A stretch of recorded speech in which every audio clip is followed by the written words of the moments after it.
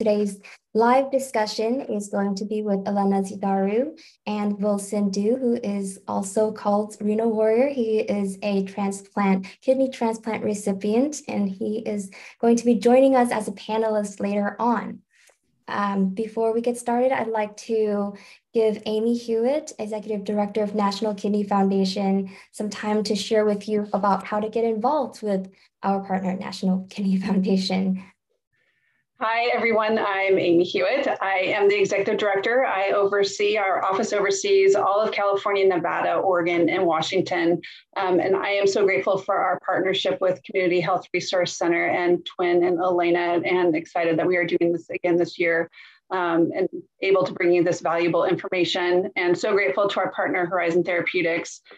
So just real briefly, and I also have to say I'm excited to share that I became a living donor, kidney donor back in March, and the recipient of my gift is one of our panelists today. We were part of a paired exchange, and so I'm excited that he gets to be here with us today. So I'd also like to share the NKF resources and support available to all. These will help you get answers to your questions and better manage kidney disease. Our NKF Cares helpline staff are available by phone or email for educational information and support in English and Spanish. Our peer mentoring program connects experienced patients with individuals new to kidney disease or to a phase in their treatment, again, both by email and phone.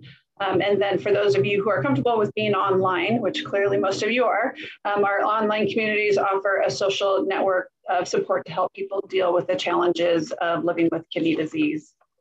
And then you can go on to the next slide. And then here are just some really quick, some ways to get involved you can join us for the Kidney Walk, Sunday, September 18th in San Francisco. We will also be in Southern California in Long Beach on October 30th. Wilson is our walk champion this year, so grateful that he is going to be leading the pack on September 18th. You can also volunteer with us, visit kidney.org/volunteer. You can get involved in kidney advocacy. You can volunteer at our events, all kinds of things. And then also I would encourage you to visit nkfpatientregistry.org to get more involved in research and learn more about kidney disease. Lots to explore. Thank you so much, Amy. Everybody, please welcome Elena. I know that you're silently welcoming her from your seat, but Elena, feel free to go ahead. And hi, Wilson. Thank you for joining us as a panelist. We'll start the panel Q&A towards the end of Elena's nutrition recommendations presentation. Hi, Wilson. Hello, everyone. Thank you for joining us today again for our second class series on chronic kidney disease. I'm going to go ahead and share my screen so we can get started. I'm skipping all the introductions today, so we have more time for our slides. So, okay, ready to go. I'm going to go over the class outline for today. As I mentioned last week, today we're going to talk more about nutrition and nutrition recommendations, benefits of nutrition at any stage of kidney disease, nutritional considerations like protein, sodium, potassium, phosphorus, and others. There are few others that I wanted to mention. And then again, I'm trying to fit everything in about an hour or even less, so we have more time to talk with Wilson and answer questions that are also leftovers from last week. So basically, the current research, it says that nutrition is beneficial for medical nutrition therapy for CKD, improves biomarkers and slows time to dialysis. So definitely there's no reason to believe that nutrition is not important for someone with CKD. They're less likely to start dialysis, patients that receive medical nutrition therapy, and they have improved biomarkers, nutritional biomarkers, basically, also people have improved blood glucose control and blood pressure control, which if you remember from last week, those tend to be essential components to manage CKD. So very important, it slows down the progression of CKD and delaying the need for dialysis. It should be an individualized approach because everybody has their own stage and their own medical background and other comorbidities that exist with CKD. So definitely, I would say, and I have that at the end, would be helpful, especially as you progress through CKD, or if you are a more advanced stage of CKD, would be a good idea to have a more individualized approach for diet therapy. So I want to go over some of the recommendations that are newer. They came out in 2020, and they were put together by National Kidney Foundation and Academy of Nutrition and Dietetics under this Kidney Disease Outcomes Quality Initiative. So those recommendations, there are definitely lots of them. Some are more opinions, some they have more strong evidence, but I wanted to summarize some of the important ones in this presentation today. So in adults with CKD stages 1 to 5, so basically all the CKD stages, not on dialysis or that are not post-transplant, a Mediterranean diet pattern that's more plant-based diet may improve lipid profiles. And overall, it's something that we say it's a healthy diet for CKD. Of course, depending on the stage and what other things are going on, there can be adjustments of that. But overall, this plant-based Mediterranean diet pattern should work for somebody with CKD stages 1 to 5 that's not on dialysis or post-transplant. In adults with CKD stages 1 to 4, increased fruits and vegetable intake may decrease body weight, blood pressure, and net acid production. This is what we call NEAP and EAP. So, because we know fruits and vegetables, they tend to be more alkaline and can decrease acid load in our body. So that again seems to be beneficial, and more fruits and vegetables, they can be part of this plant-based diet, of course. So that being said, this MyPlate model of eating, it's actually a healthy model of eating for most people with CKD. I want to show you that plant-based does not necessarily mean you need to become vegetarian or vegan unless people choose to. You could still eat chicken, meat, fish. I think it's more the ratio on the plate that defines the plant-based. So what plant-based means as a diet pattern means that majority of meals in a week, right? Let's say 80%, 90% of meals in a week can follow this pattern. So half a plate vegetables and the other half split in between carbohydrate, healthy starch, and lean protein. So this way, you're really limiting the protein to about the size and the thickness of a deck of cards. So about 3 ounces, which is not excessive. You'll see with CKD, it's good to keep an eye on protein and limit protein portions. And then again, the portion of the starch also is not too big. Maybe somewhere between half a cup or a full cup cooked, depending on who you are and your body weight. And again, if you also have diabetes, which it's one of the, if you remember from last week, it's one of the leading causes of CKD in our country. This can help you achieve glycemic control too, when you limit the starch and you have a lot of vegetables on your plate. And again, we want healthier starches with fiber and leaner protein with less saturated fat as a healthy eating pattern most of the time. This would be a model that would fit a CKD diet. Now, revisiting the nutrients of concern, protein, sodium, potassium, and phosphorus, those are the main ones. We're gonna take one by one. We're gonna start with protein. How much protein should I eat? So we know excessive protein intake increases waste in the blood, those nitrogen compounds, and the kidneys will work harder to remove those. So many studies suggest that limiting protein intake and following a plant-based diet pattern may slow the loss of kidney function, so can be beneficial. Low protein diet for CKD has been controversial for years because it's hard to follow. First of all, from my patients, this is what I learned the most. kind of hard to follow. Our protein portions in US, they're pretty big. We're used to eat more protein. If you go out, you get more protein than that type of carbs for sure. There also the questionable benefits throughout the years. We're not sure how beneficial it is. Can increase risk of malnutrition, especially for elderly that are more end stage. There are higher risk for malnutrition, and not getting enough protein actually was shown that can exacerbate that. So, so there are lots of kind of back and forth, right, that had happened over the last few years. But as I said, per the newest recommendations 2020, adults with CKD stages 3 to 5 who are metabolically stable, which is very important. And what does it mean? Some of the metabolic disturbances with CKD include when people have high blood pressure, high cholesterol, anorexia, cachexia state. That's basically when you become more malnourished and it's harder to keep the weight on.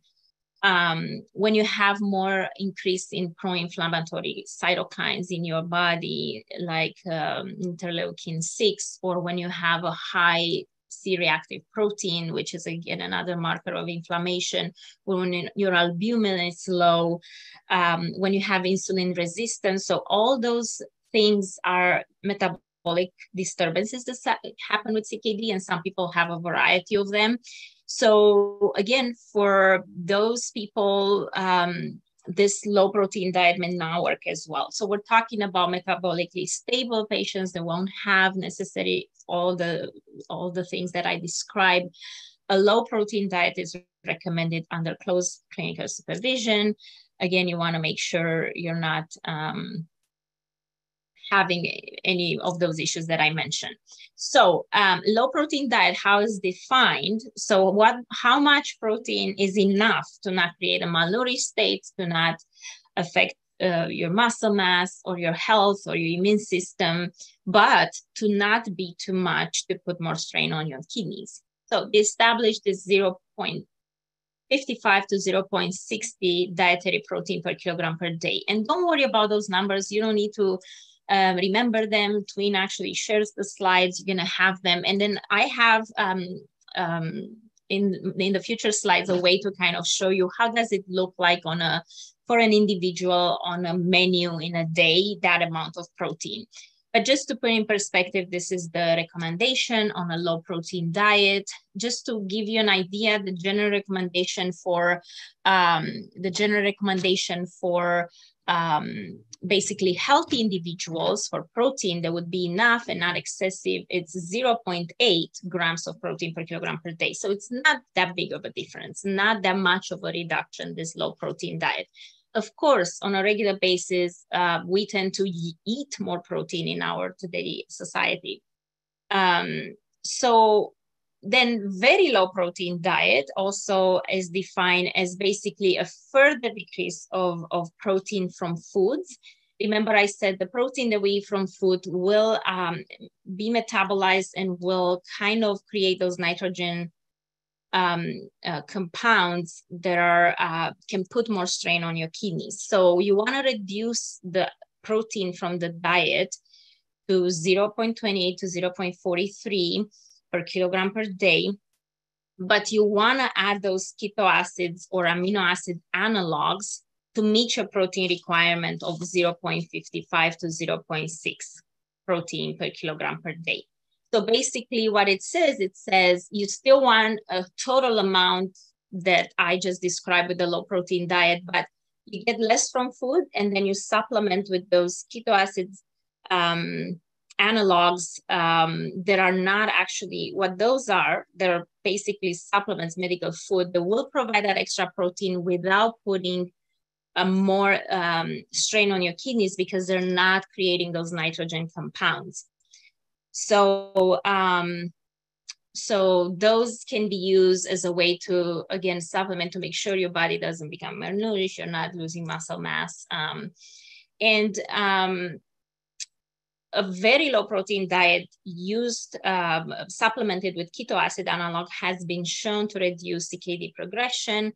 slow the onset of uremic symptoms, and improve nutritional markers. So definitely it's been shown to be beneficial. I have to admit, in my personal experience, this is more of a kind of a newest trend with those products, this medical food. With my patients, I haven't used enough from my experience to really tell you how well they work. Again, this is just from research and what we know, but I can give you my own kind of practical experience from working with patients. I think I had just one patient that mainly I was recommending this for her and using it. So not enough for me to tell you more about it, but I want to mention those keto analogs have no relation with ketogenic diet. I don't want anybody to get confused, which is that high fat, low carbohydrate diet. So these keto analogs or keto acid analogs, they're just, again, some amino acids, a medical food that won't create this nitrogen compounds to put more strain on your kidneys when they're metabolized. The dose recommended for those, it's about 0.1 grams per kilogram per day. Ketorina, it's one of the brands that's been making those. And I know it comes in scoops or in tablets. So it can be kind of in a powder form, mixed in liquid, or just taken as a tablet. That's kind of what I want to share so far about those. For people with diabetes, so we're still at protein requirements. So for people with diabetes, stages 3 to 5, it's actually reasonable to recommend 0.6 to 0.8. So now we're getting to that general population normal protein recommendation to maintain a stable nutritional status and optimize glycemic control, because somebody with diabetes will need also to reduce the carbs. So having a little bit of extra protein to help them actually achieve a better glycemic control can outweigh the risk of having more nitrogen compounds putting strain on the kidneys, if it makes sense. So a little bit more protein if you're diabetic. In adults with CKD stage 5 on hemodialysis or peritoneal dialysis who are metabolically stable, the amount of protein recommended, it's 1 to 1.2 grams per kilogram per day to maintain a stable nutrition status. So usually the protein needs are higher since there's some protein losses that happen with the dialysis process. Now, the protein type, people and patients ask me which one is better, animal versus plant, and it's unclear. I mean, from research, we don't know which one is more beneficial, animal versus plant, in terms of effects on the nutrition status, blood lipids, calcium, phosphorus, like all those things that we consider for CKD. So I usually say a rate of 50-50 would be a good ratio to start with. You want to come, you know, and the reason is why you want to also have more animal, more plant-based protein is then, again, the plant-based foods, they have less acidic load. They create definitely benefits and they fit better this plant-based diet that seems to be more beneficial. There's some evidence from a review study from 2017 saying the more plant-based foods would be good because you lessen the production of AGEs, which are advanced glycation end products. And then it's been shown that as you accumulate more of those AGEs in your body, you actually, the progression of CKD happens faster. So is this correlation between more AGEs and advanced CKD? And again, those are, those AGEs, it's a little bit hard to explain, but those are actually some protein or lipids that become glycated as a result of exposure to sugar. To put it in a more simple way, we actually produce those AGEs in our body through chemical reactions that happen in our body. But we also have, so they're endogenous, they can get produced in your body, but they also, you could get more through your diet, or exogenous. And then I have here a few like few tips and ways to limit ages production in your, I mean, not production, more like coming from your diet, right? So basically, if you limit high fat, high protein animal products, high sugar and processed foods, that's a way to limit the accumulation of ages. Limit the cooking with dry heat at high temperatures. So for example, grilling would be an example of that, because it looks like there's a high production of those ages compounds in meats that are, for example, cooked at high temperature and dry heat. So you want to cook more with moist heat at lower temperature for shorter time.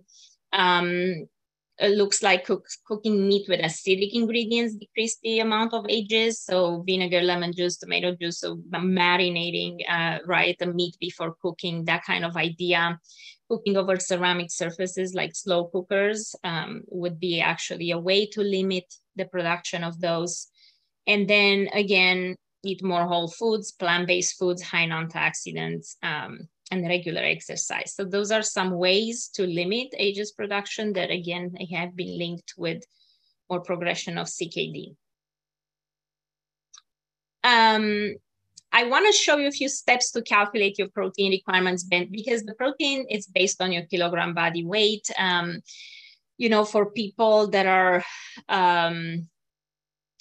overweight, in the overweight obesity category, sometimes we use like adjusted body weight, not the current weight, because that will make the protein requirements higher than it should be in reality. So again, if you're not sure about your weight, you could always check with a professional. But for most people that, let's say, their BMI is within healthy normal range, you could just divide your pounds by the weight in pounds by 2.2, and that's your kilogram weight. And after that, you multiply that kilogram weight by 0.55, and you get the grams of protein for your lower range. And then again, you take your weight in kilograms, you multiply by 0.6, and then you get the grams of protein for the upper range. So you're gonna end up with a range of grams of protein per day that you should have on a low protein diet. So I have an example here, female, 136 pounds, and that's 61.8 kilograms. And then I multiply that by 0.55 to find out the 33.99, which I rounded up to 34 grams of protein a day as the lower range. And then I multiply the kilograms by 0.6 to get the upper range of 37 grams of protein per day. So that daily protein intake should range in between 34 to 37 for that person, that female, on a low protein diet for CKD. Now I want to show you usually the highest sources of protein in 1 ounce of either poultry, fish, meat, or cheese. You get 7-8 grams. A cup of milk or yogurt has also 7-8 grams of protein. Then starches, they have some protein, but they're not high sources of protein. So in a slice of bread or in a third of a cup of cooked pasta rice, you get about 2 grams only. Vegetables, in half a cup cooked, you might get 1 gram, depending on the vegetable. And fruits and fats like oils, butter, margarine, they don't have any protein. So here I have a table, and I'm not going to go through all of those. Again, you're going to have that information on your slide, especially if you're trying to calculate your protein. But as I mentioned, 1 ounce of any kind of meat, chicken, fish, it's about 7 grams. When you have a deck of cards of 3 ounces, that's about 21 grams of protein. I want to point out here the Greek yogurt, it's double the amount of protein than regular yogurt. So in 3 ounces, you have the same amount of protein as in 6 ounces of plain yogurt. So that's something to be mindful, because sometimes people feel like, oh, yogurt is the same. But Greek yogurt is actually higher in protein. The same with cottage cheese compared with regular cheese. It's more concentrated in protein. And then we have some vegetable types of protein too, like legumes, nuts and seeds, nut butters, tempeh, tofu, and, half a cup of firm tofu can be 10 grams of protein, or half a cup of cooked beans and lentils, about 7 grams. We have some grains at the end, like quinoa. A cup of cooked quinoa, it's 9 grams. A cup of brown rice, it's only 5. So there's some differences. Quinoa is higher in protein than rice. And here I have a sample of, basically how a menu for 36 grams of protein looks like. We had 3/4 cup of oatmeal with honey, plus 1 hard-boiled egg and a cup of strawberries. That's roughly about 10 grams of protein. Then lunch sandwich with 2 slices of bread, 4 grams, right? With 2 ounces of tuna salad, 14 grams, lettuce, tomato, and mustard, mixed green salad, and an apple. That's about 18 grams of protein. And then dinner, quinoa bowl with half a cup of cooked quinoa, 4.5 grams, plus 1/4 cup cooked black beans, another 3.5, chopped cucumber, tomatoes, and avocado, plus 1 cup of raspberries with Cool Whip. And now you have another 8 grams for that dinner. So altogether in a day actually adds up to this 36. So I like to kind of make it in a more, as you notice, like you can eat protein foods with every single meal, but the portion is not as big. You might have 2 ounces of tuna, I might have 1 hard-boiled egg, and again, a variety of quinoa and beans. Moving forward, with sodium. It's naturally present in many foods, but naturally occurring sodium, we don't have a food that's very high in sodium, a food that the sodium is naturally occurring. So basically, the majority of source, the major source of sodium in our diet comes from restaurant eating and from processed food.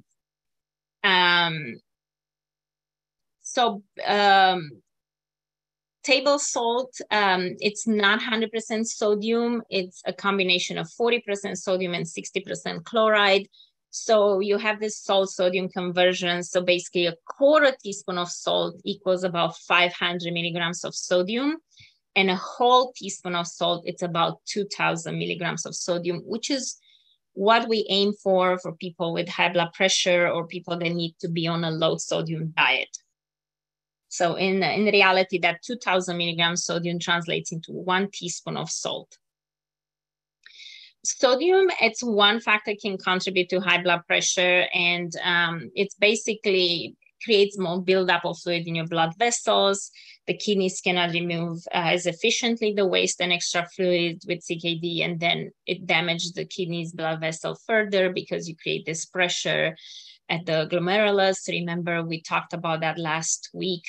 If you have more pressure in those small vessels, those can pop and can be kind of destroyed. So definitely with CKD, and especially with CKD and high blood pressure combined, you want to limit the sodium. You want to watch the sodium and limit to about 2,000 milligram or even lower, somewhere between 15 to 2,000, depending on how your blood sugar control, how your blood pressure is controlled with medication and diet. I want to point out that regular table salt, sea salt, kosher salt, all are kind of equal when it comes to sodium content. So it's not a big difference to really say one is better than other because we'll provide you with less sodium. However, I tell my patients, and I hear that a lot. Sometimes people say, well, I tried this kosher salt, or I tried this Himalayan salt or sea salt. And I feel that it salts my food better. So if that's the case and that helps you actually use less, I think that's a good point too. And that would be a better choice for you because you need less to achieve basically that enhanced flavor of the food. I want to also point out that avoiding, it's good to avoid using salt substitutes. I know sometimes on a low sodium diet, maybe people, or even on the internet, you might read that, oh, those light salt or no salt, those salt substitutes can be helpful. However, with people with CKD, it's not a good idea. You need to check with your doctor or your healthcare provider, dietitian, because a lot of those products with lower salt or light salt, they contain potassium chloride instead of sodium chloride. So this can be a good source of potassium in your diet. And again, if you need to restrict potassium or you have more advanced stage, that can be an issue and can create higher potassium.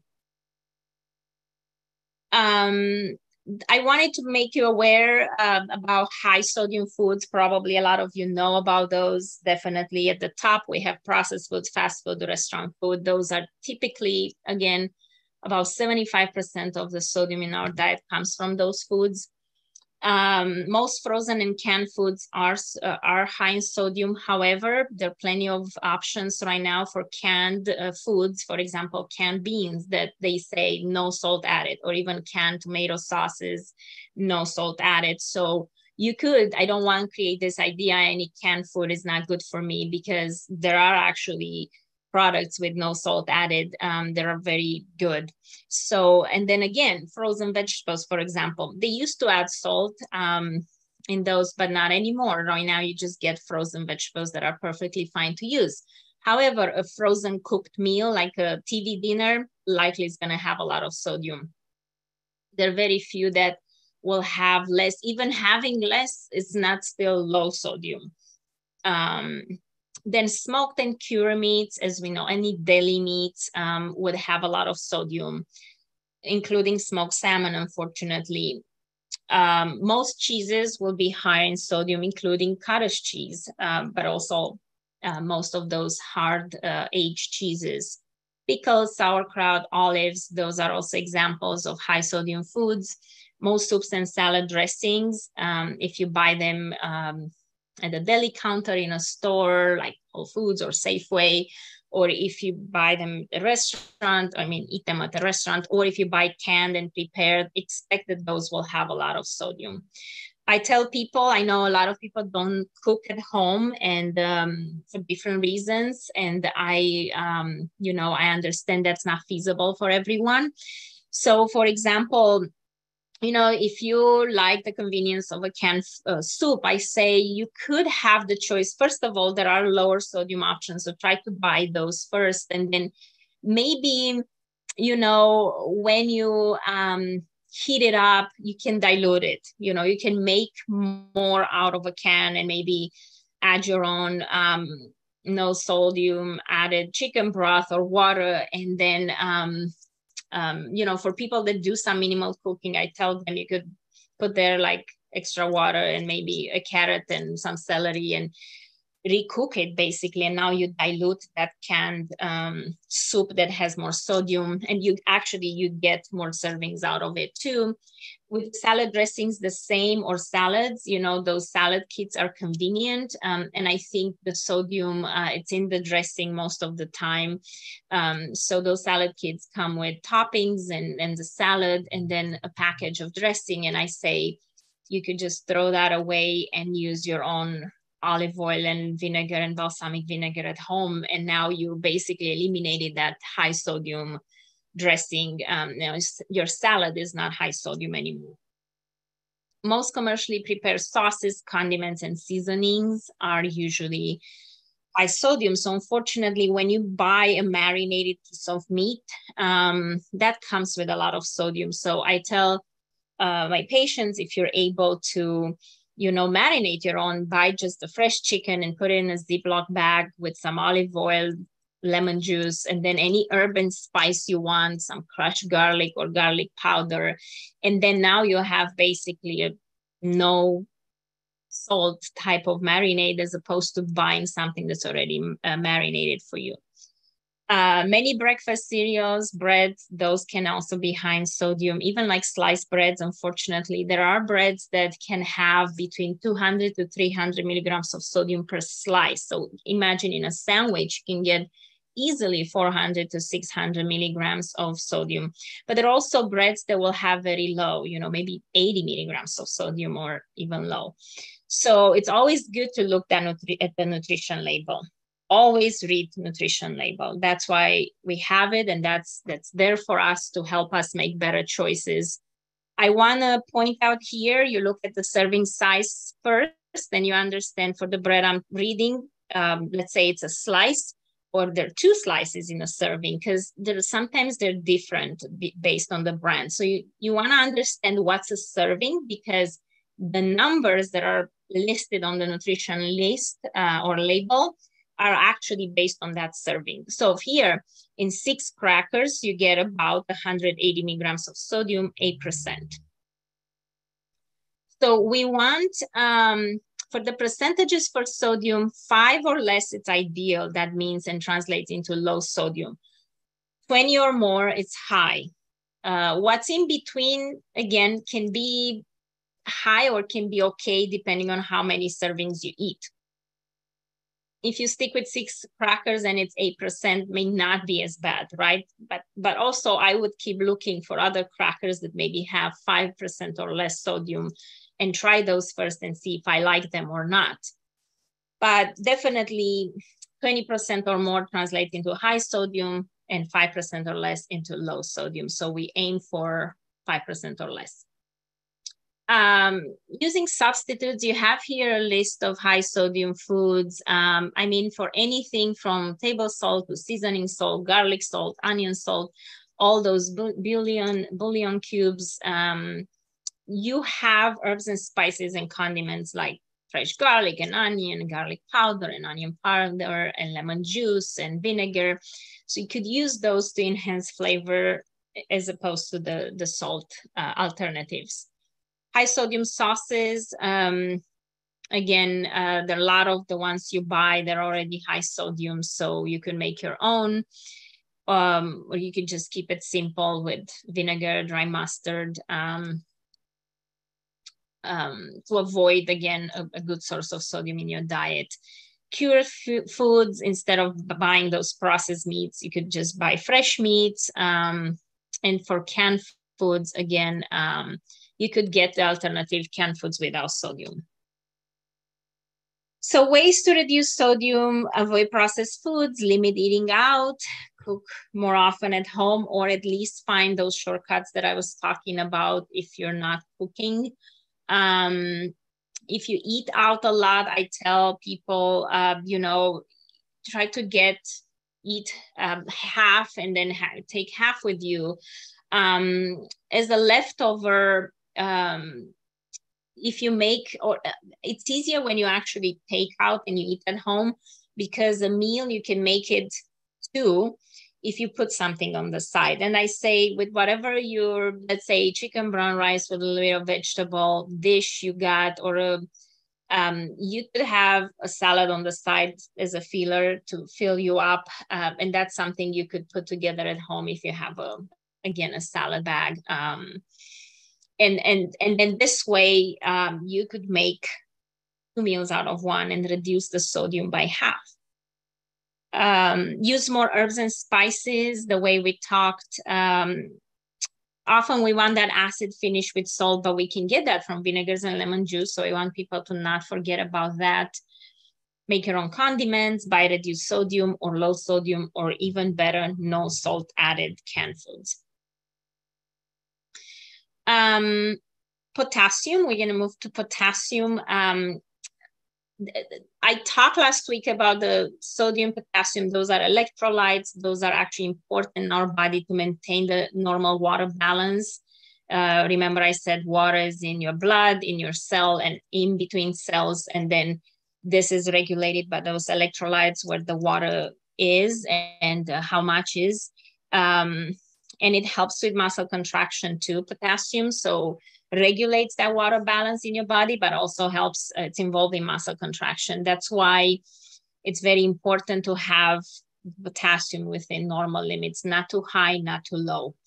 The kidneys remove excess potassium, so they kind of balance. Remember, one of the role of the kidneys is to maintain this electrolyte balance and keep, like, if we eat too much potassium, your kidneys will eliminate more.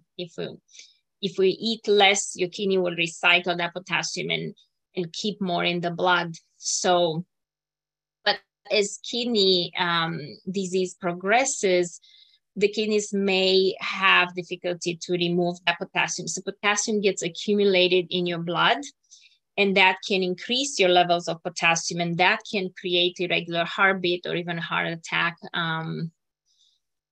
So it's definitely not a good thing. You, as a kidney patient, you want to make sure that you check with your doctor and understand what's a safe potassium level. 3.5 to 5 for most labs, it's considered normal levels for potassium, and it's safe.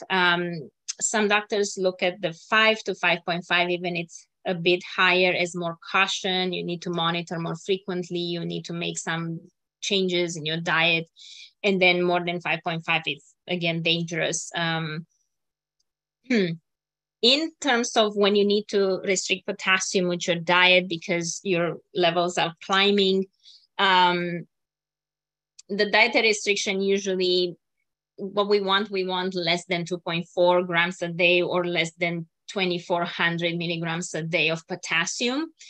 I want to emphasize that there are some other causes for high potassium that are not diet related, like certain blood pressure medications, or uncontrolled diabetes, acidosis, chronic constipation. Those can cause elevated potassium levels. So make sure before restrict even further your diet, you maybe check with your doctor and see if, maybe you need to be on a different medication to adjust this or address this issue. Some diuretics like furosemide, Lasix can decrease potassium. So, and some actually are potassium sparing like spironolactone, and those can retain more potassium in your blood. So again, knowing and checking with your doctor about the medications that may cause increase in potassium. So even when you're having high potassium, you need to restrict that through your diet. You can absolutely enjoy smaller amounts of those high potassium foods. A lot of people that I talk with, they say, well, but those are healthy foods. And it's true, a lot of healthy foods are high in potassium. And it's not, I don't want anybody to think that I can't touch those foods at all. You could limit to 1 to 2 servings a day. You could eat smaller amounts than a serving and still have them part of your diet. You have a list of some, like from fruits, we have avocados, bananas, mango, oranges, cantaloupe. Those are some of the highest. For vegetables, again, we have things like asparagus, potatoes, sweet potato, tomato products, and cooked greens. There are other foods that are high in potassium too, like most animal protein foods, meats, fish, milk, and yogurt, but also things like beans and nuts. So basically, a lot of foods have high potassium. And then some of the dry fruits because they're more concentrated. And so be mindful that you could still have those, but you have to watch the portion and to limit how many of those high potassium foods you have a day when you need to restrict potassium. So those are the foods that you could eat more liberally. Basically, the ones that will have less than 200 milligrams per serving. And I have some example for fruits here, apples, berries, and pineapple and cherries. Vegetables, again, a bunch of them too. So I'm trying always to tell people there's still plenty of fruits and vegetables you could eat a little bit more. And then these ones, it's not necessarily that you cannot touch them, you just need to monitor because, and I tell people, you have a budget, you have 2,400 milligrams to eat in a day, right? Or something like that. So you could still eat those foods, but you just need to be more careful about how much. The nuts, I want to mention that the ones that are low in potassium, they're the walnuts, cashews, pecans, peanuts. So again, you have some nuts that definitely are lower. So I never liked to, I just want to point out that you don't have to be too restrictive. There's a way to leach potassium in some vegetables, especially root vegetables like potatoes, sweet potatoes, rutabaga, yucca, beets. You wash and peel them and slice them in about 1/8 of an inch. And then you add 2 times the amount of water. So you make sure there's plenty of water in the pot. You use a large pot, and then you bring that water to a boil. You change the water a couple of times, and you cook until soft and tender. This way you leach some of the potassium in your in that particular food. I can't tell you how much. I mean, the studies kind of show different amounts can be significant enough to go through the trouble, but I won't be able to tell you exactly how much you decrease the potassium in those foods. And I want to mention, I don't think I have it here. I added, there are some potassium binders that you could use too, as a way to, and I've seen that with a couple of my patients that had higher potassium, that they had those potassium binders to use with their food to help actually lower the potassium level. Moving forward to the phosphorus, the role is to build healthy, strong bones. We talked about last week a bit more about it. And then again, the kidneys are the ones to remove the excess phosphorus. And in CKD, when the kidneys are not that efficient to eliminate phosphorus, the phosphorus can accumulate. And if you remember from last week, the high phosphorus with the low calcium in the blood triggers this high parathyroid hormone secretion that basically will pull more calcium from your bones to increase the calcium in your blood, but that will weaken your bones and increase the risk of osteoporosis and bone disease. So not ideal situation. So what happens again when the phosphorus increases? It needs to be an individualized approach. Some people have more advanced stages, but they don't really have high phosphorus, high levels of phosphorus.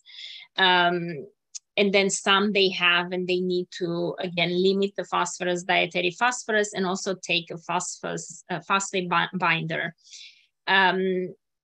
I tell people, and this is kind of, again, a newer trend to recommend, again, the high phosphorus foods tend to be high protein foods. So once you actually restrict the protein and follow more a low protein diet, you kind of lower your phosphorus too. So I like that feature, that you kind of shoot 2 birds with 1 stone. But I tell people that it's important in early stages to avoid basically processed foods that have lots of phosphate additives. So trying to get as a healthy dietary habit to clean up your diet and eliminate those processed foods that have a lot of phosphate additives. Those are usually, sodium phosphate, strict calcium phosphate. They come in different names, but they always have that phos or phosphate word that will signal that's a phosphorus compound. And unfortunately, those dark colas like Coke and Pepsi, those are a source of those phosphates too. So I would avoid and eliminate those from my diet. Again, as you approach end-stage kidney disease, those binders may be necessary. What they do, they absorb the phosphorus in the GI tract and prevents its absorption. So the phosphorus gets eliminated in your stool and you're not absorbing it in your blood. The foods rich in phosphorus, again, as I said, they're protein foods, animal protein, meats, dairy products, but also plant-based protein like dry beans and peas and whole grains and nuts. But only about 40 to 60% of that phosphorus is absorbed. So phosphorus is not highly absorbable as a nutrient. So from those natural occurring phosphorus in foods, we don't absorb it very well. Let's say about 50% only. But the ones that contain the phosphorus containing additives, the phosphates in processed foods that I was talking about, that's about 90% rate of absorption. So that's the inorganic phosphorus, what we call, and it's highly absorbable. So those are the ones to limit for different reasons. Also, those foods do not come with all the fiber and nutrients and vitamins and antioxidants that the whole foods will have, your whole grains, your nuts, your beans. So definitely they've been reviewing and doing some review studies and study analysis of the benefits of really like restricting those whole foods that have phosphorus. And we say those are kind of the last to reduce. Try to eliminate your processed foods, maybe get phosphate binders and watch a bit your phosphorus, but not completely stop eating those healthy foods that have so many other health benefits. So again, you don't have to be very restrictive with those foods that are rich in phosphorus, that are natural phosphorus foods. Other nutrition considerations, calcium is one of them. We need to ensure adequate calcium intake to avoid both low but also high calcium levels in your blood, because remember, I said that can be happening with those metabolic disturbances that are associated with CKD. Initially, you could have low calcium, and that's how your parathyroid hormone brings more calcium from your bones. But also some people get high calcium levels, which again, that won't be ideal either. So you don't want to exceed 2,000 milligrams of calcium a day. So more, it's not always better. We want to aim for about 1,000 milligrams of calcium a day. And it's recommended that that would be a good intake for people stages 3 to 4, especially the ones that who are not taking active vitamin D. Remember, I said the kidneys activate vitamin D, and patients with CKD have a higher risk of vitamin D deficiency. So it's good to test, keep an eye on it, and supplement accordingly. Again, if the calcium gets too high, you want to stop the supplementation because the vitamin D increases the absorption of calcium. I said also some patients need to take the vitamin D, the active vitamin D, because vitamin D gets activated in the kidneys. And if the kidneys cannot activate it, that you need to take it in an active form. And then with anemia, we mentioned last week as one of the complications of CKD, and the role of the kidneys is to produce that erythropoietin as the hormone that stimulates red blood cell production. And again, you want to test and treat accordingly on a regular basis if you have anemia as a consequence of CKD. Some people need to increase their iron or iron-rich foods, and some do not. They might just need to take that hormone to supplement with that hormone as a way to correct the anemia. So it really depends. What else should you know? As I mentioned at the beginning, there's no one diet that is right for everyone. And I talk today a lot about different variations, and in different stages, things can be different for everybody, especially when you keep in mind what other comorbidities exist. Also, what you can or cannot eat will change over time. And depending again the stage, the other problems you have. So it is important to talk with your healthcare team, to have a dietitian to check in regularly, and to make sure you're flexible. And I had a lot of patients saying, "Oh, I've been told I need to do this kidney diet," but as you actually heard today, we had this newer recommendations from 2020, and it's more in the new years and more the last decade of research that we promote more plant-based diet.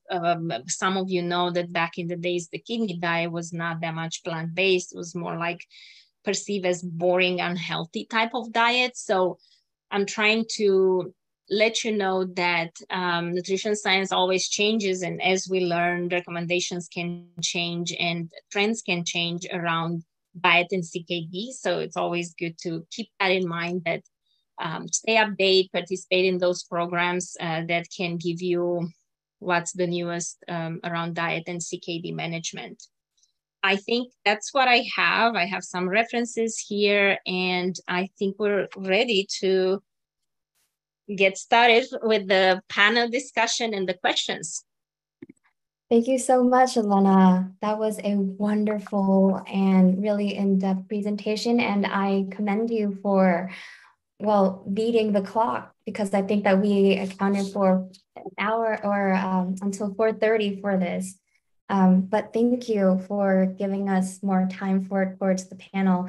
I'd like to now usher in the next portion of today's class, our Q&A and panel. We'll address questions that in a moment left over from last week and this week. But I'd like to take a moment to introduce our other amazing panelist, Wilson Du, also known as Reno Warrior.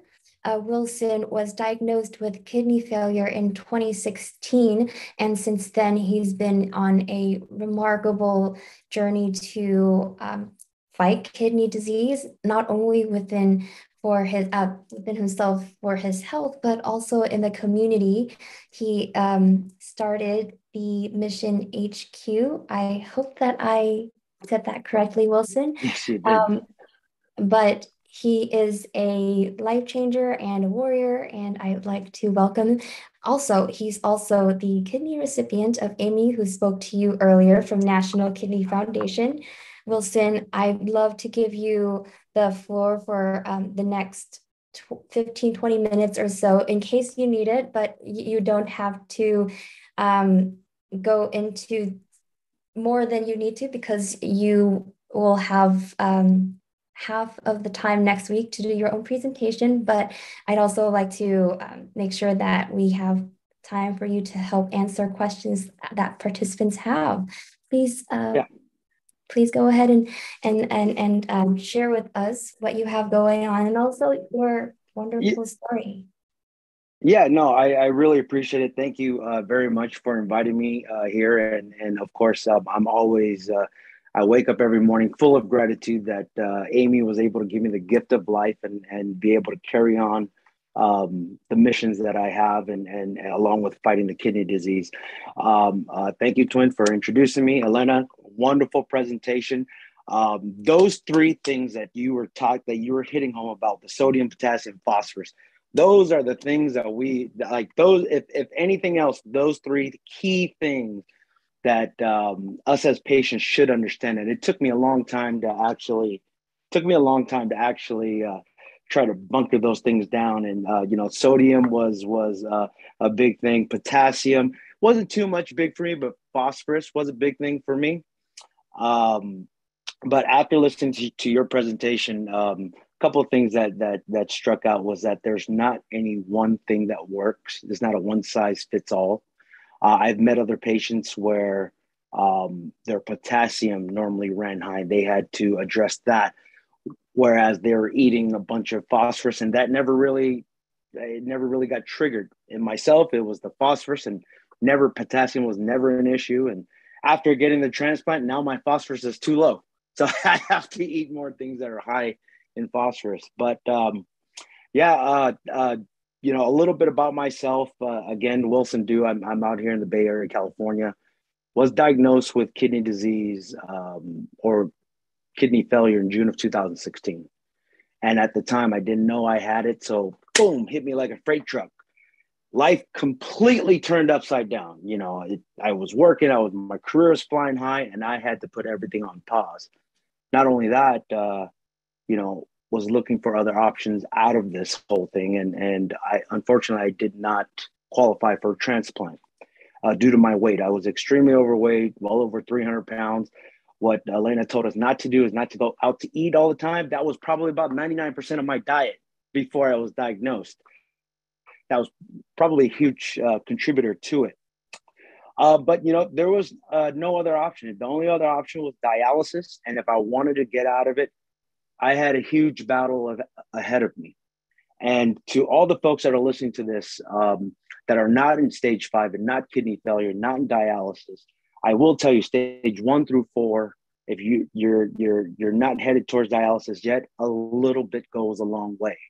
How a lot of things that Elena was speaking on with if you're eating out a lot, maybe substitute a meal, maybe bring it home and substitute some of the other things. Those very little bit of things will go a long way. And believe it or not, it may be difficult to understand this right now, but a lot of times we think, oh my gosh, if I have to change my habits, I have to go completely 180 from going out, eating all that I want to eating nothing but boring food, just chicken and broccoli and rice. That's not the case. Number one, there's plenty of good food that you can eat that falls in line with a lot of the things that you should watch out for with kidney disease, number one. And number two, the other thing is, I promise you, 100% of the time that if you're able to stick through these diets and adhere to a particular program, that your taste buds will adjust. It will come to a point where anytime you go out, the food's not really going to be that good. You're going to enjoy your other foods. I had to do that in my journey just because I really wanted to get that transplant. And after I started doing it, I've been out of transplant. I've been post-transplant for about maybe 5 months, 6 months. I got the all clear to do everything I wanted to do maybe a couple of months ago. And I will tell you that I probably haven't eaten out more than maybe once or twice. I cook the majority of my food. I love cooking. You fall in love with it. You figure out the things that you can work with, and you work within those boundaries, and you figure out and you create all sorts of things within that realm so that you can enjoy your food. And when you see progress, you're going to enjoy that food even more. So again, I just wanted to, I wish I watched this, Elena, when I first started dialysis, because a lot of the things that you said made a lot of sense on why I made a bunch of mistakes when I was on dialysis, if that makes sense. But yeah, that's my whole story. And oh, by the way, after not being able to qualify for a transplant, being well over 300 pounds, I lost the weight while on dialysis, and I had to adhere to programs that Elena was talking about. And I will tell you this, if I could leave you with one thing, is that getting diagnosed and having to go through all of this, changing my diet, changing my exercise, changing my life, I will say 100% that I have become better. I have become stronger mentally, physically, spiritually, in every single way, because I followed through with a lot of these things, and you can too. So, ready for the questions?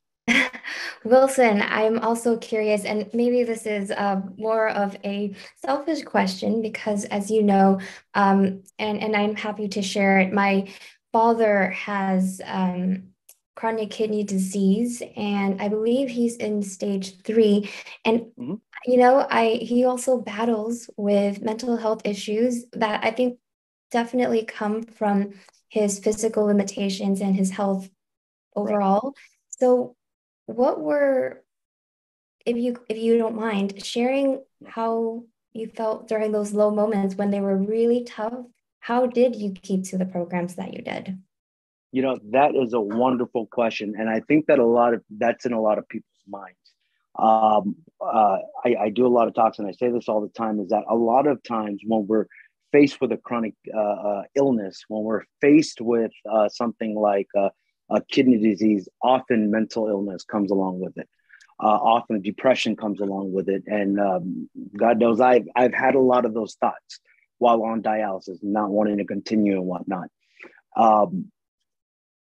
Everybody that's listening, I'm sure you can relate with this, is that as you are diagnosed, you look ahead of what you need to do. You listen to this webinar and you say, I have to do all these things. You talk to your doctor, I have to do all of these things. And it could be overwhelming, and it could be like a mountain. You're down at the bottom of the mountain, and you have to climb up that mountain. And that mountain is so high that you don't even want to start. And what I would say, and what I will always give advice to, is don't look at the mountain, just look at the next step right in front of you and try to get to that next step. And when you convince yourself to get to that next step, you convince yourself to get to the step afterwards. It may be as simple as this. I've seen transformations begin with, I drink 9 Cokes a day. Okay, well, for the rest of this week, just drink 8. And then the next week, okay, I did 8. I only did 8 Cokes. That was fine. Okay, well, the next week after, let's go down to 7 or 6. And what happens is that you adapt to what you're supposed to do. You're not changing completely 180, but you're walking it. And the thing is that if you know that you're getting yourself better week after week, or you're improving. So instead of this week is 9 Cokes, next week is 8, the week after that is 7, the next week after that is 6. Soon after that, you keep your head down, you focus on the goal. I will tell you a few things is that number one, you'll eventually get to where you need to be. It might take you longer than other people, but you will get to where you need to be, and you're constantly improving. I think that is one of the biggest important things. And with the mental health aspect of it, where you want to fight depression, you want or if you're battling the depression of everything that you have to face, I will tell you, having these little wins, setting these little realistic goals for yourself will build you that confidence, so that it helps you, so that you have momentum to get to the next destination. So it's not coming off of just getting diagnosed and starting dialysis and, like myself, 300 pounds. And I didn't say one day I started exercise. I didn't say, well, I'm going to try to go a mile. That's what I need to do. I literally took no more than a 10 feet walk just from the bed or the couch over to the front door. That was my start. And it got to a point where I was going 6, 7, 8, 9, 10 miles. I just never stopped. And as you're preoccupied with these things and you see yourself improving, you see yourself getting better, then there's hope. There's light at the end of the tunnel. And you always have to remember, if you can move it just an inch, that means you can go a mile. It may take you a lot longer than everybody else, but you can definitely get to that point. So hopefully that answers your question. It does. And, I think that it puts quite the inspiration behind how that first step might be more important than, your first mile, because as long as you keep chugging along, I think that that's the most significant thing. Yeah, it's important. It's important to know the destination, and it's important to know the roadmap there, and then that's when you can start moving towards it. That's wonderful. Thank you so much. Now, I'd like to open the floor up for questions, and I know that Maureen in the audience had her hand up since the beginning, and I don't know if you're currently by your computer right now, Maureen, but I'm going to unlock your mic, and you can feel free to unmute yourself whenever you're ready. But while we're waiting for Maureen, I know that we have questions here left from last week, and also a question from Felicia, and that I'll get to in a moment. There is one question here that I think really appeals to what Elena talked about with the kinds of recommendations for vegetables and fruits you can go after. There's a question, can a plant-based diet be adapted for kidney health? And Wilson, I don't know if you have experience with plant-based diets for some of your meals, but please feel free to join in. Go ahead, Elena. I'll let you speak on that. I'm a carnivore. Well, I think it was addressed through the presentation. I think the latest research shows that from stage 1 to 5, people are 3 to 5, I think 1 to, because 1 is almost no kidney damage, as you remember from my slides last week. But basically, if people are metabolically stable and not on dialysis or post-transplant, we said that the Mediterranean plant diet approach seems to have the most benefit, and definitely can be suitable for CKD, as you want to prevent the progression. Thank you for that. Another I would use the My Plate model of eating for most of my meals as a guide for the ratio of the nutrients and the kind of foods to eat in the portions you need to eat. Yes, I have this on my office wall. My background is blocking it, but it is the My Plate. Yeah, and I had the picture of it through the presentation, and again, it's going to be part of the slides. Yes, and mentioning about that, I will include the slides in the link for the feedback form. So please fill out our feedback form after this. You'll get an email with it. Moving on to our next question. It's a very straightforward one. When should you see a nephrologist? Yeah, that's a good question. And I don't know that much. I mean, that's probably a question for your PCP. I would say most of my patients, unfortunately, they're sent to see a nephrologist when they're stage 4 and they don't even know they're having CKD that's progressing, which scares them and makes them very anxious. And I understand the reason. So I had quite a few patients coming for nutrition counseling stage 4 that they said, I was just told all of a sudden I have stage 4 and I was sent to see this nephrologist, and this nephrologist already talked to me about stage 5, I'm approaching dialysis, and you know, everything is just kind of very overwhelming. So I think it's a conversation. I'm not sure. I think it will depend on your insurance. I know sometimes with the insurance, you're limited in terms of when to see a specialist. I would say at least at stage 3. I'm not sure if would be appropriate earlier, but at least the stage 3, and I think the sooner the better. But this is a conversation to have with your PCP, because also there's a lot that PCP can manage, especially if you have diabetes, high blood pressure. Ideally, it is every year to check your protein in your urine, to check for all those signs that can signal kidney damage moving forward. Remember, I talked in the first week about that urine test to check protein. That's sometimes your GFR is okay and does not show any decline, but then you have protein in the urine.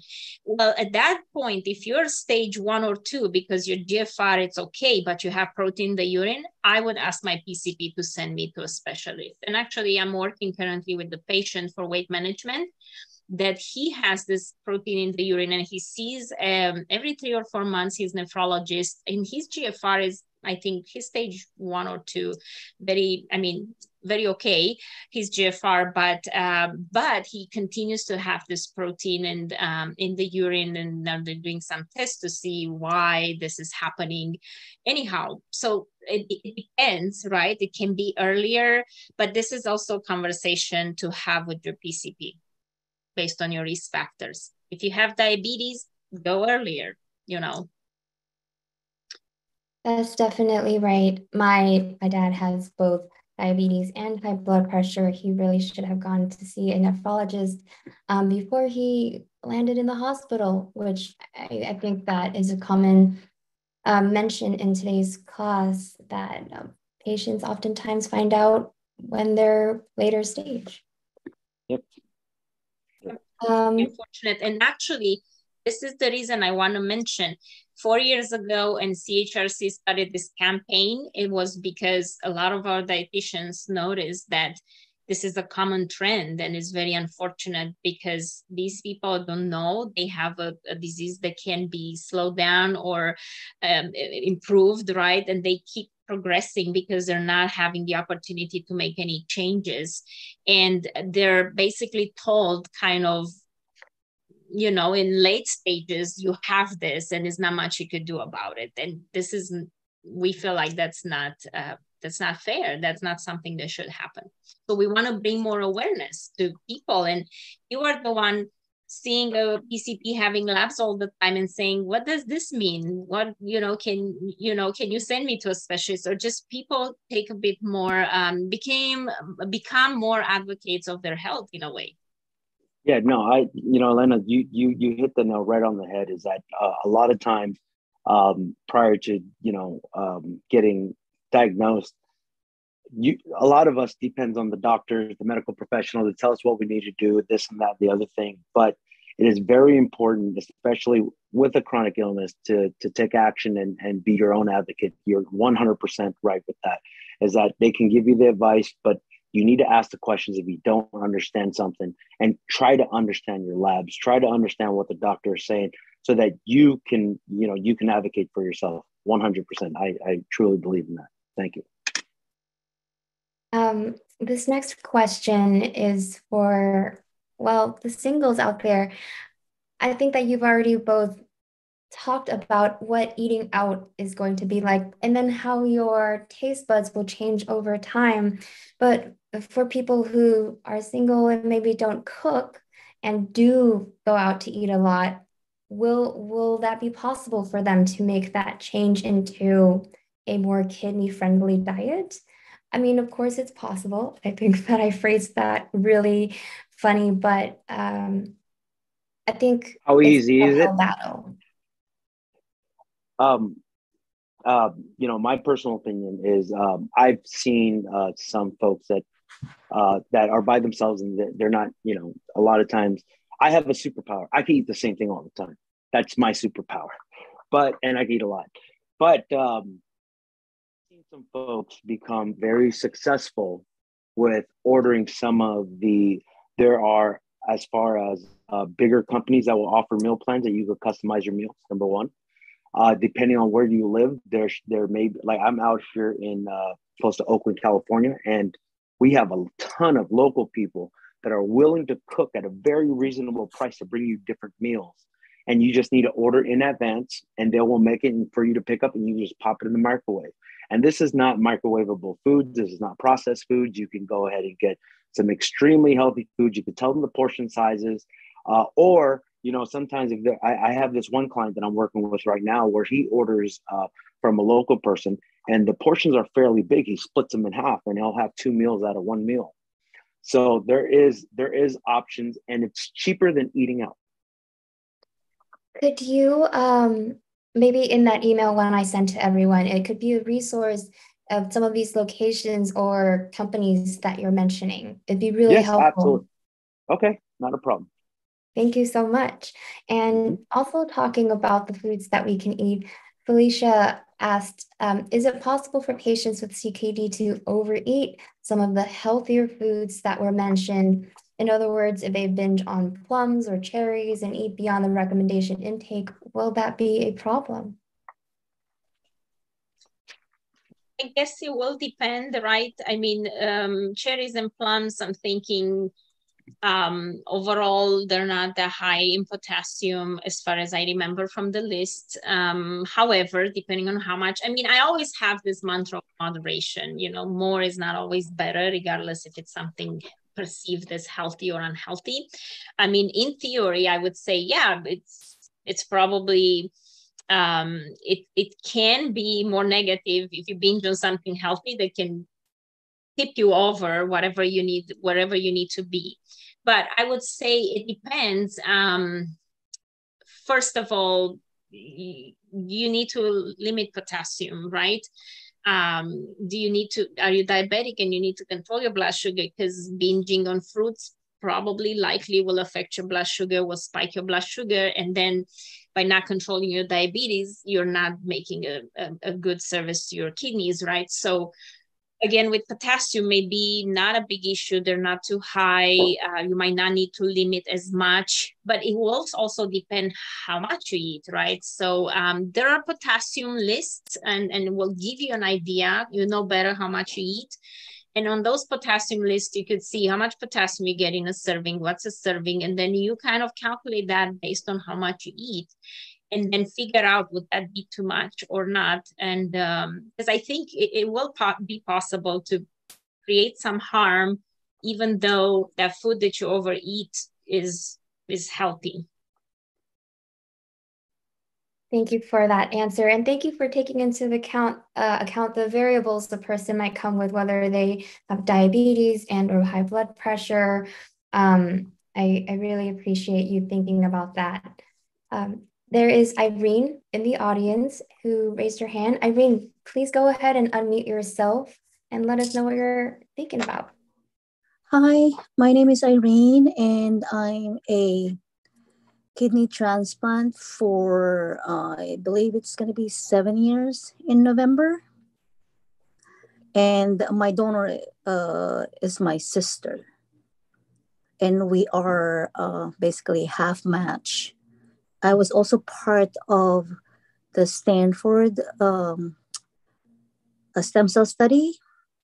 They have an ongoing stem cell study if you are qualified based on what they have tested between your donor and the recipient. They have what they call a full match and a half match. And I'm actually in the category of the half match. So, and we are in like a 5 year, 5 year study. So, anyways, I can attest on what Wilson and Elena mentioned, where it's really like up to us too to make sure that we follow the three things that Wilson mentioned about potassium and your phosphorus, calcium, and sodium, mainly even after transplant. Like now that I'm already on my 7 year, that I still watch those. Although my doctor said you can eat, but in moderation, and basically still watch your diet, especially the high sodium, because we still have to make sure that our high blood pressure are really in control, because that will help our kidney even after our transplant. And also, like what Wilson mentioned too, is over time your taste buds will pretty much follow, like I like, to me, like everything is kind of salty, so when I was doing dialysis, I did dialysis for 2 years. So really we eliminate sodium in our diet, and we start cooking it at home. And even my kids and my husband, they get used to our food, and if they need to add more flavor, they'll just do it on their own. But my husband is the cook. He just always cook our food with actually no salt at all. My kids complain at the beginning, but because of my situation, they support me, and basically, yeah. I mean, and anyways, so and in terms of like right now, for people that are doing dialysis or in not doing dialysis yet on a certain stage, I can attest to that the diet is very important. My sister-in-law, the last couple of months, so she is a diabetic. And I have talked to her so many times, and I said, watch what you eat, what's your carb, and Filipino, they like rice, right? They like carb, bread, all that kind of stuff, salt. And they know that I did dialysis for 2 years, and I'm a kidney transplant. Of course, they don't listen until one day when she took her lab, her kidney rate dropped to 20. Okay. So then at that point, she's still kind of like, oh, okay. She think it's okay. And all of a sudden, after 3 months, dropped to 16. So her doctor said, okay, you really need to like watch your diet, because you're already on a stage of basically doing dialysis. So they even started like scheduling her for orientation, pre-screening, and all that kind of stuff. So that pretty much kind of like the stage where she woke up at that time and say, okay, I really need to change my lifestyle, my eating habit, right? Because this is really happening, right? She didn't listen to all those warnings that was given to her. And so finally, like, she just followed what her son cooked for her. She changed her diet to what she's supposed to do. So then after 3 months, they test her. And just because following that diet, like what Wilson and Elena mentioned, her kidney rate went back up to 18. And in another 3 months, it went back up to 20, just by basically following, what Elena showed us throughout, the last week and this week about nutrition. It's hard. Like when I was doing dialysis, the reason why my kidney failed is I have a high protein in my urine. So when I was pregnant back in 1999, I was diagnosed with a protein. So then, because I'm pregnant, so my doctor said I need to see a nephrologist. So after I had the baby, I was still seeing my nephrologist every 6 months. And then the protein went away after a year. And then after another year, it came back again, and I was on a low protein diet. So when it came back, then they did the biopsy and said that, that I already have proteinuria, which is really, there's no medicine to it. And all I'm taking is really high blood pressure medicine and the fish oil. So my diet went to just pretty much having fish oil, 3 grams of, like a really small amount of meat, or if I could stay away with meat and all that kind of stuff. And then I was still lucky, and because there's no cure, and I follow my eating habit changed based on that, I was able to prolong my kidney at least before it failed for 14 years. Yeah, because and I think it's a good point, because sometimes I think we got a question last week about how long can you stay at stage 3, and there's not really a clear answer, because every case is different. Like what affects your kidney, to what rate, what other options are in terms of treatments, and of course the diet. I mentioned also, and I'm not surprised that with the diet modifications, your sister's GFR improved, because as I said, it can bounce back to some extent. Unfortunately, from that 20, she won't be able to go, let's say, to 80 just by diet. That is correct. But the sooner, and that's the message we want to transmit, the sooner you kind of have this, the decide to change your diet and be careful with your diet, then you could improve and you could maintain it there and not allowing to progress until, you might end up having dialysis, even though, as I said, you could delay those things, and everything kind of matters. But it's a very good point, and I really appreciate you sharing your story with us and sisters. Yeah, and we just with all of you guys there, it's just like what William mentioned, it's up to us, really. It's up to us. It's hard, it's hard, but we have to be committed. We have to be committed to prolong, our kidney to fail. It's going, if it'll go there depending on your stage, but it's up to us. It's really hard to not to eat things that we like to eat. And if you are in front of people, if there's party, it's, and I've felt that, because here at work, there's always food, and I have to stick with my diet, especially when I was doing even when I was doing dialysis, because I'm the one who's going to suffer if I eat the food that I'm not supposed to.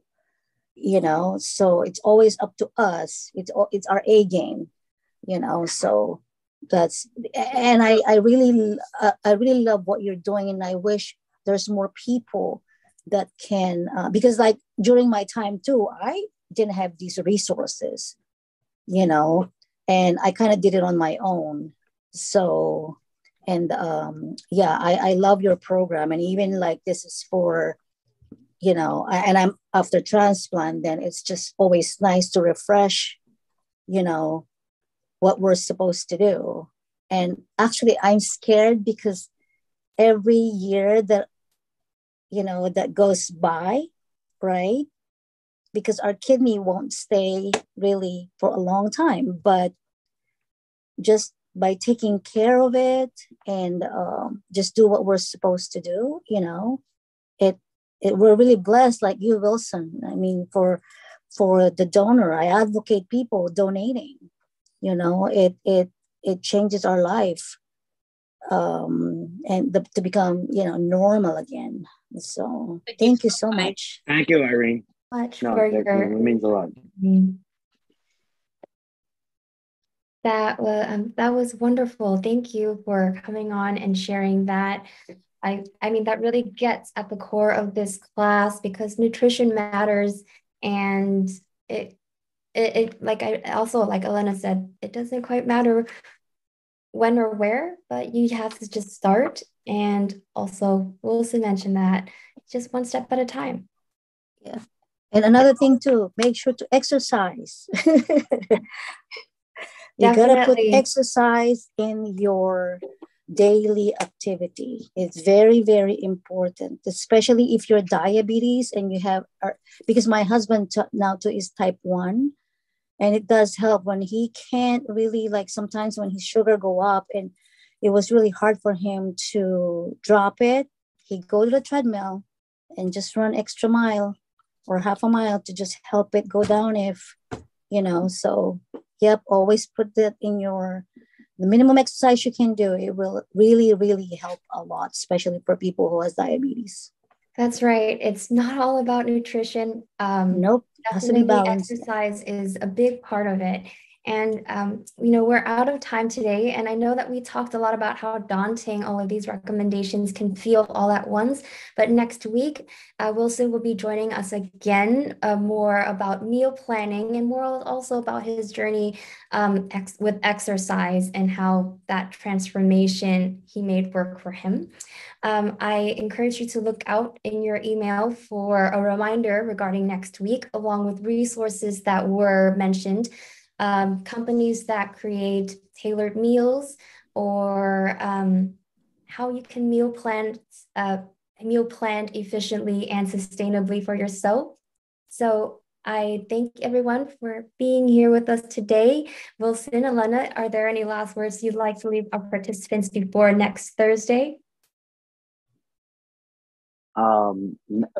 I just wanted to get back again to Irene's point and I think Elena made this point as well, is that when we say a little bit goes a long way, think about doing this before, or thinking about starting to do these things and making minor adjustments before you pass the point of no return. And when you have to start dialysis, and her sister-in-law was very fortunate to get her kidney function up. However, unfortunately, eventually when you're at 10%, 11%, when you try to get back up, it's a point of no return, and you're going to wish that you've started prior to that. So I know a lot of people that are thinking about it, are thinking about how I'm going to start, when am I going to start? Something's got to happen before I start tomorrow. So yep.